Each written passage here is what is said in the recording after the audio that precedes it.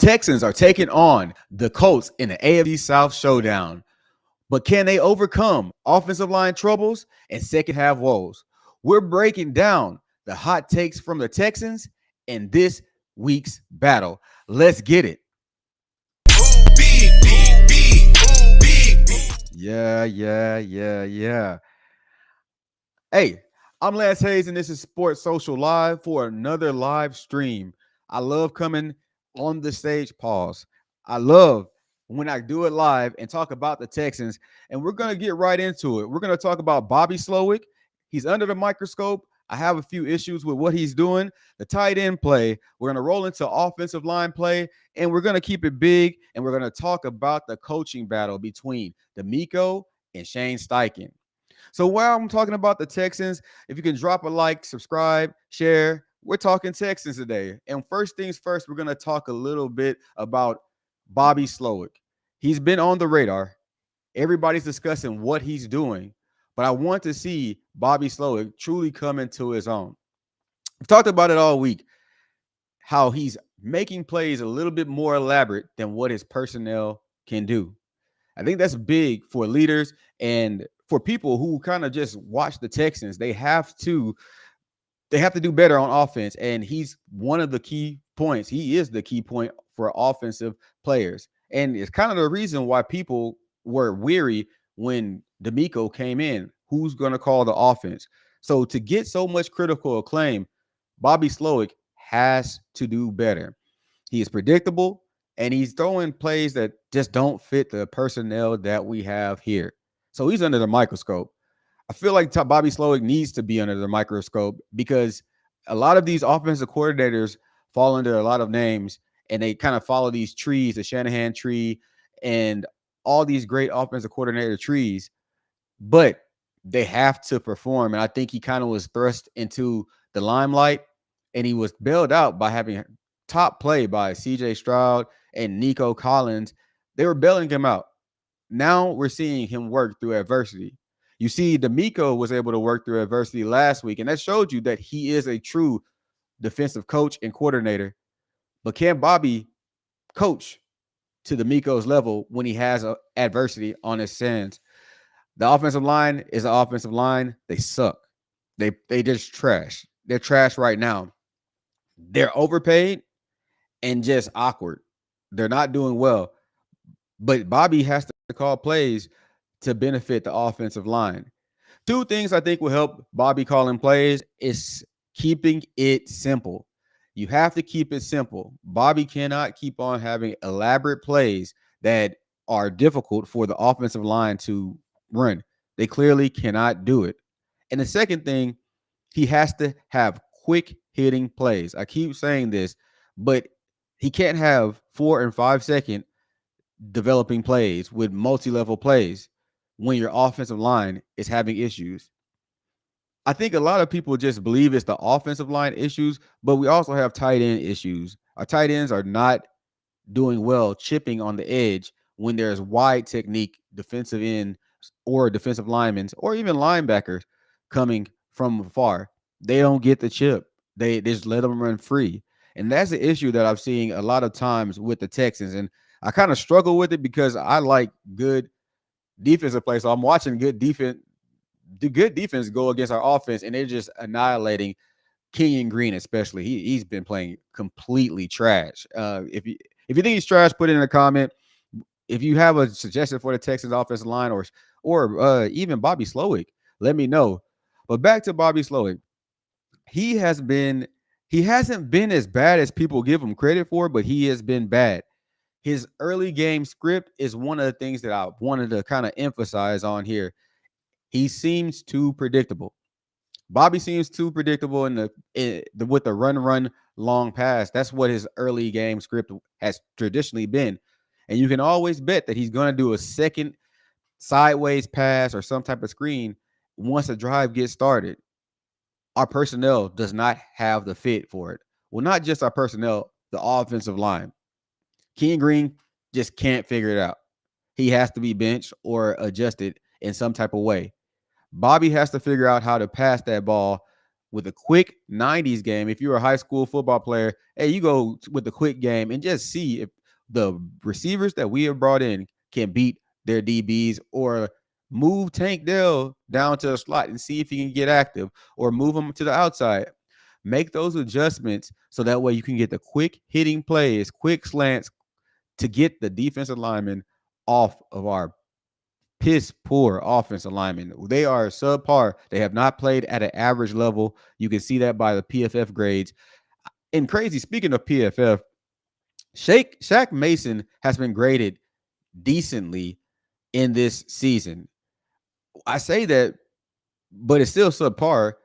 I don't see PFF truly giving true grades because he hasn't been that good either. He's done better, but he has not been that good.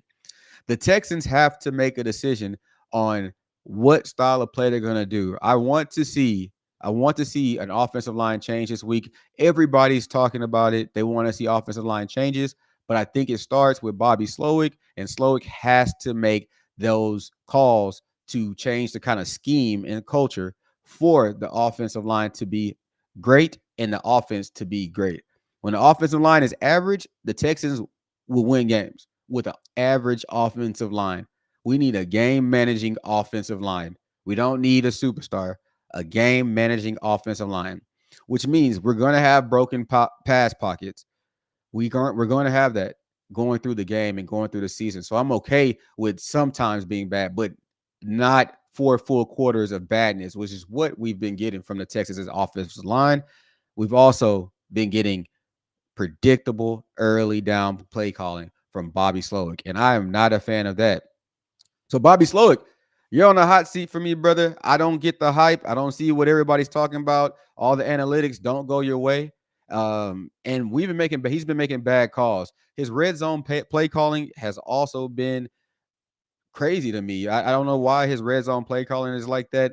He's been bailed out by his athletes, and it doesn't help him that Tank Dell dropped the touchdown pass. We probably would not be having this conversation.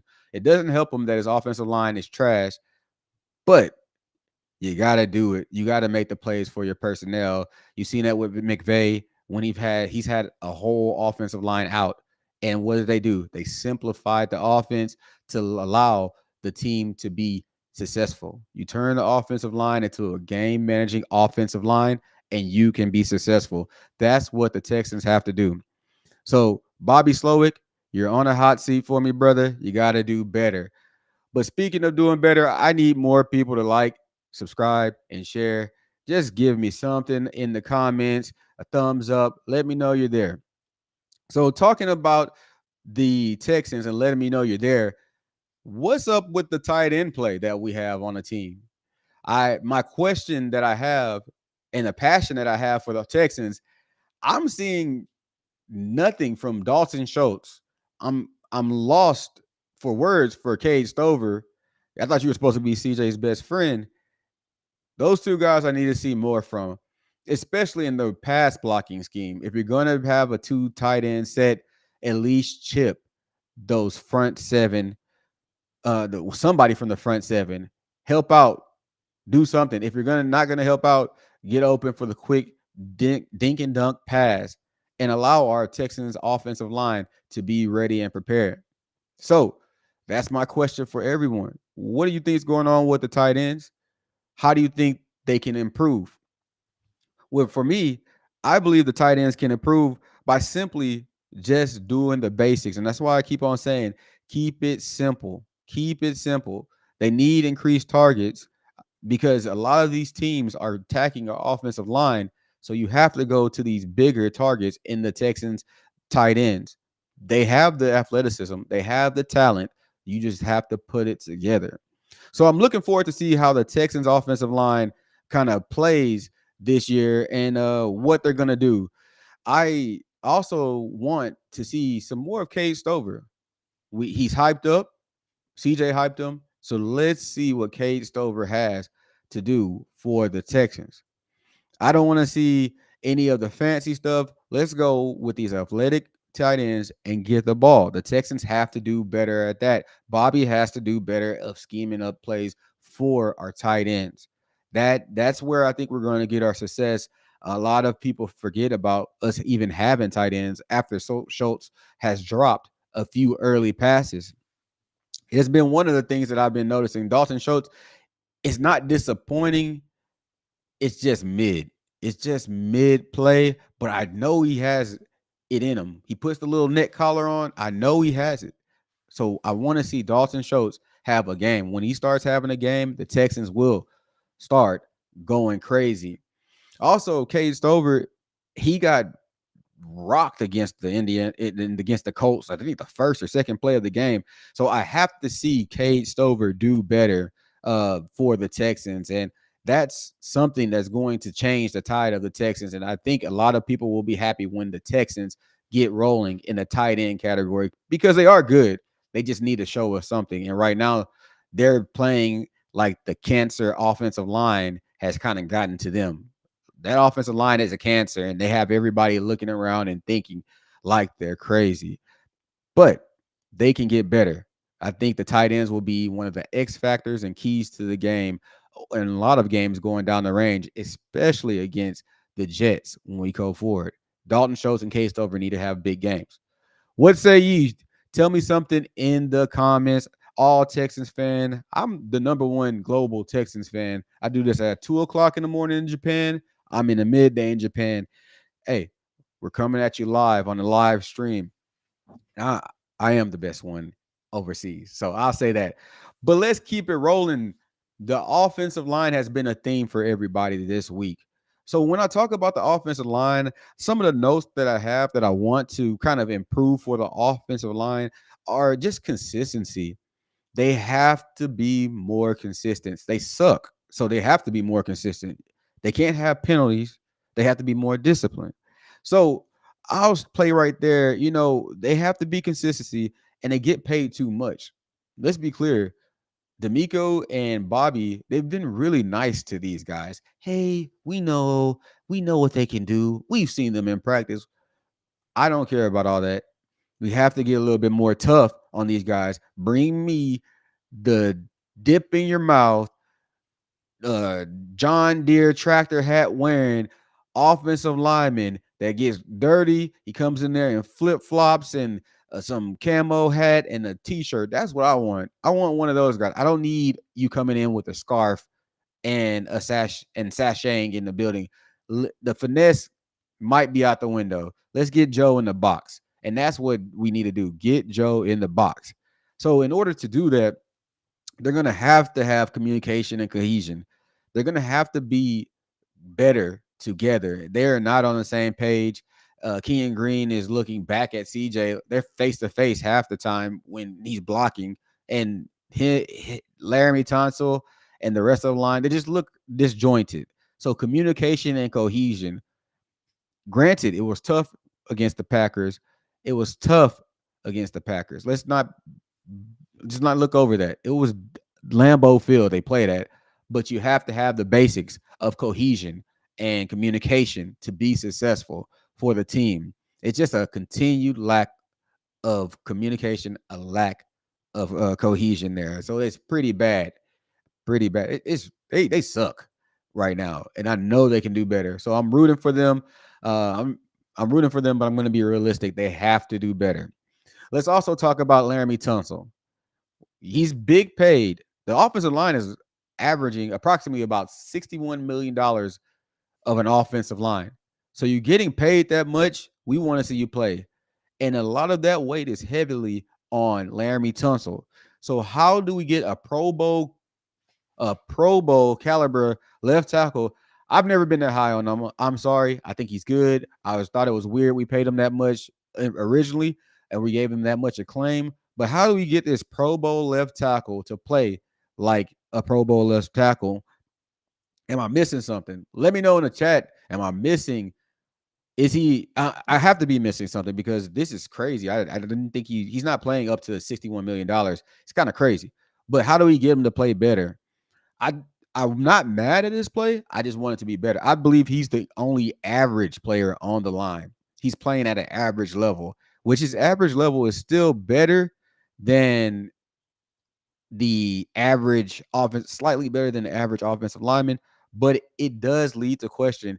is it worth 60 or 20 something $1 million a year? I don't know. But you tell me in the chat if you think he's worth it.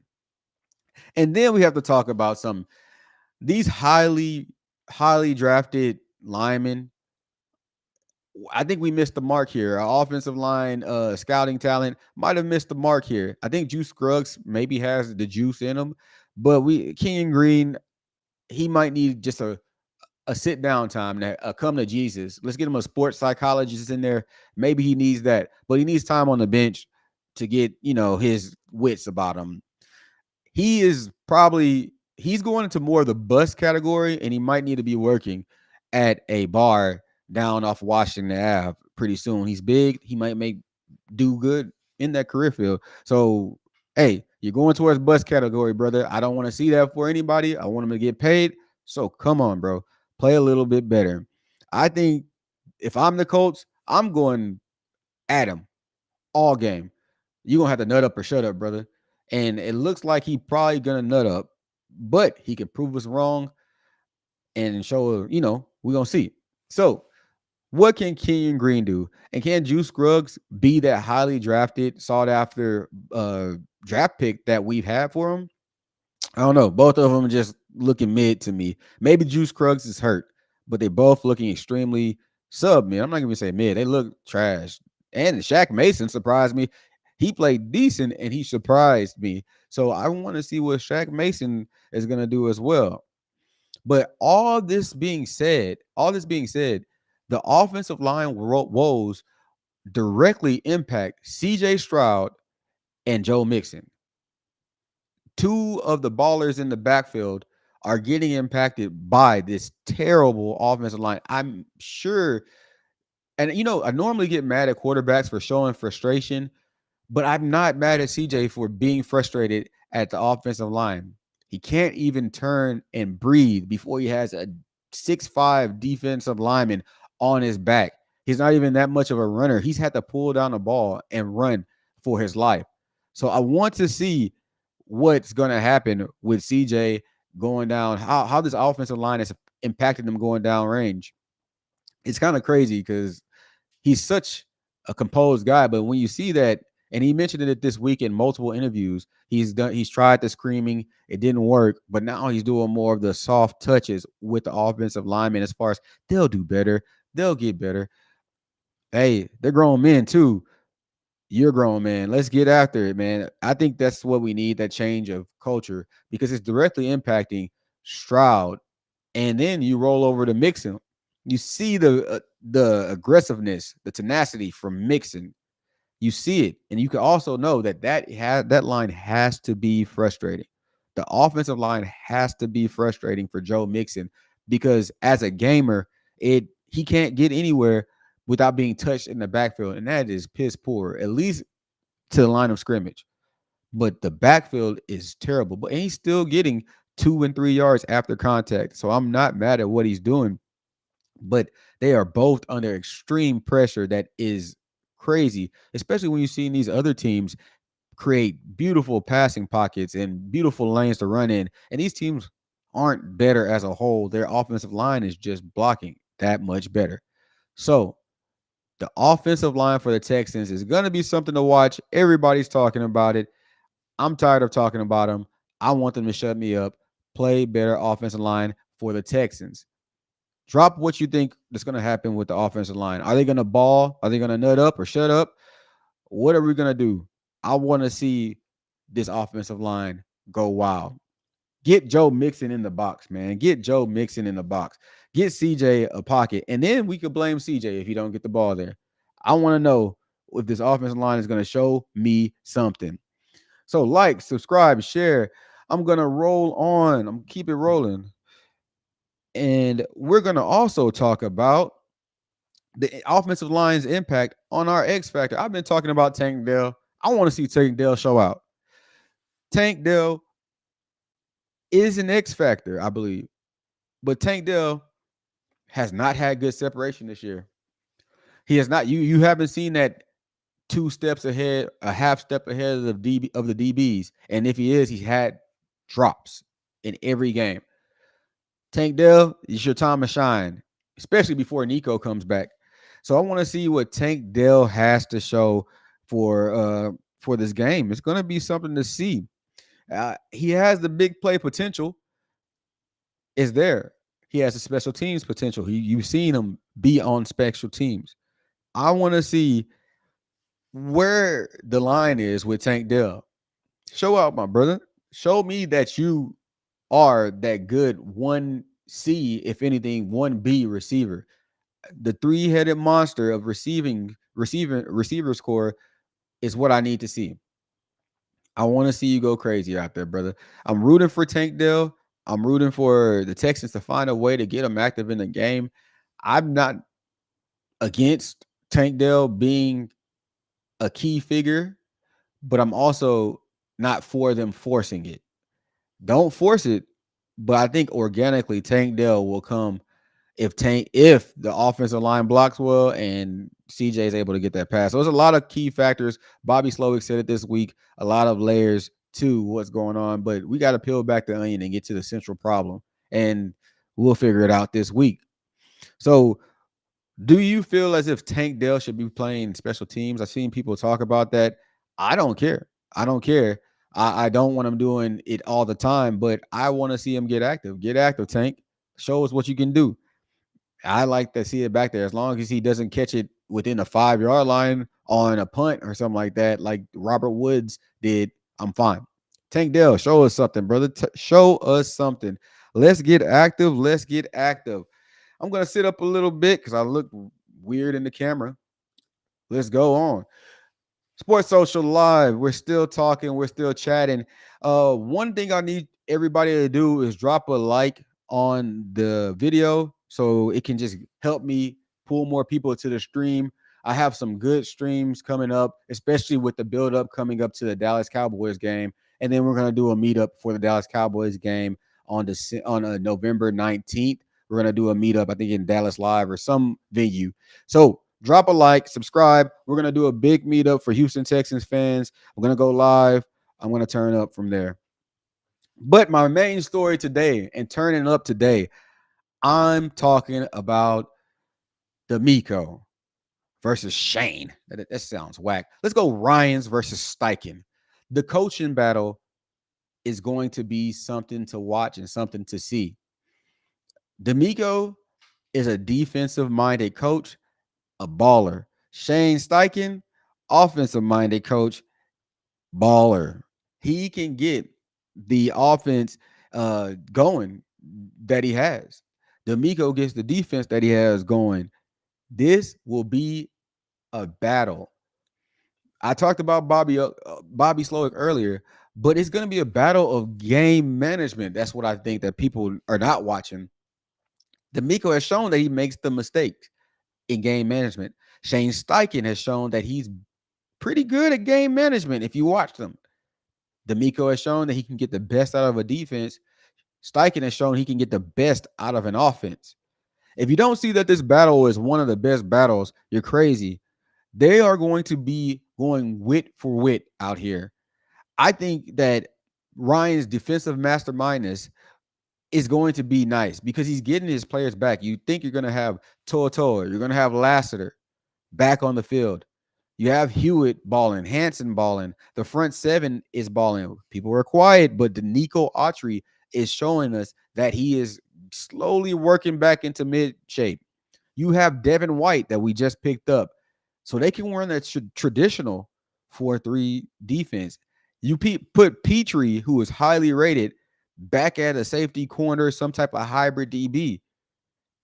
I think that they mean business. D'Amico did it with 5 starters out, and I think he can do it with 2 starters out, and they're going to be that much better. D'Amico has gotten the best out of his offense. Out of his defenses. So that's one side. Then you go over to Shane Steichen. He's bright, young, offensive-minded head coach that can make Joe Flacco look like a baller out there. He made Anthony Richardson look better than a running back out there, even though I still think he's a running back. So we're going to have to make the Colts throw the ball. That's one of the things I'm going to talk about in a little bit later. But Anthony Richardson, he's gotten a lot out of him. The offensive line for the Indianapolis Colts can block. They can ball. You have the running backs. You have receivers that can take the top off of an offense, of a defense. So the battle from on offensive side and the defensive side of the ball will be good. I think that Steichen has slight edge. His team's more disciplined. They make less mistakes. They have the slight edge. The Texans have more talent. I think the edge in talent, but the Texans also have an edge in defense, I believe. The Colts, with the Forrest Buckner coming back, you might see a difference in their front seven, and they will be flying. The Forrest Buckner is crazy good. So I think this battle of head coaches will be one to watch. Is going to come down to game management. If it does come down to game management, I can see the Colts bringing this game extremely close. And due to D'Amico and Slowick's poor game management skills, I think that that's what's going to be the issue, and that's going to plague the Texans because they won't make the right calls at the right time. The socially norm calls at the right time. So that's going to be the issue with the Texans going forward. And I want to see what happens going at during this game. I want to see kind of how this works.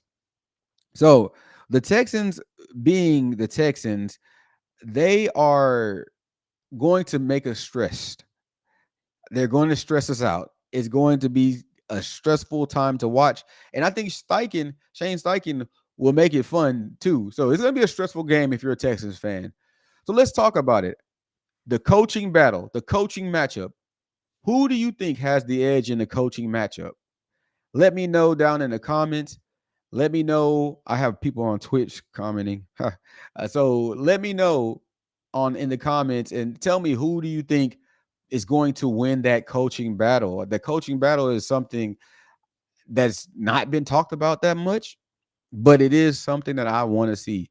I want to see it. I like the battle of wits between both head coaches, and they both have something. But another note on that one, D'Amico gets the most out of his special teams because they have some fire behind them, that they made mistakes in the first two games, and you haven't seen them on the money. The hustle that they have getting after the ball is crazy on special teams. I'm going to give the special team edge to the Houston Texans. So that might be the difference. It was the difference in the Green Bay game because we had a stanky offense. But can the Texans special teams be the bridge that takes the team over? And I don't mind it. Let's get active. Damian Pierce back there, kick return. Let's get active. Get the yards. Let's go. And if Miami coffin pins his one kick last week, we put the Green Bay Packers down, it would have been crazy. So you got to think about it. The stuff is coming together, and the dynamic kickoff is actually benefiting us because Miami's kicking ability. So it's gonna be good to see. We have a battle underway, and I'm excited. But we're gonna finish it up here. I haven't seen any movement or too much movement in these lines. The betting lines, I don't have a link for you. I'm just talking about betting. I'm talking about football. I'm talking about the Texans because I'm the number one global Texans fan doing this daily. So let's talk about this. The betting odds. Who are you betting on this game? They have the Texans at -5 with the over and under at 45.5. And I'm surprised this over and under this spread has not gotten a little bit shorter. And they're giving it to us because the Texans are at home. But Jeremy and I had this discussion yesterday on the stream, and I'll say it once more. The Texans are probably going to give us a heart attack and get this win, but it's going to be a close win. So I'm taking the Colts on the plus money. You have to take the Colts here. That's the safest bet. That's not saying that the Texans are going to lose. It's just saying the Colts are going to battle out. This is an AFC South showdown. The Texans are going to come out and they're going to make mistakes. If they prove us wrong, it's going to be crazy, and they're going to be great. But it's going to be a close game, which is okay. A 3-point game is fine, but you take the Colts on that +5. Also, on the spread, I'm going with the under. I don't see either team going crazy unless the Colts have one of those TY. Uh, unless and they have a dude like TY. I can't stand it. I never forget the T.Y. Hilton time frame. That was crazy. I'll tag him in the video because he was taking the top off the Texans. But the Texans on the under here, I think I don't want them to go too crazy. I think the Texans are going to score just enough to get the victory, be like the same as last week, a 22-20 win, something low scoring until the Texans can figure out their offense. And then it's back on the road to the Jets. So I'm taking the Colts with +5 and the under here. Let me know what you're picking. Let me know how you're betting. We like to make money around here, and I like to talk Texans. I'm Lance Hayes. This is Sports Social Live. Subscribe on Twitter, on X at Sports Social TV. Subscribe to the channel, like the channel, share the videos. I'll post a little bit more. It's going to be nice. Salute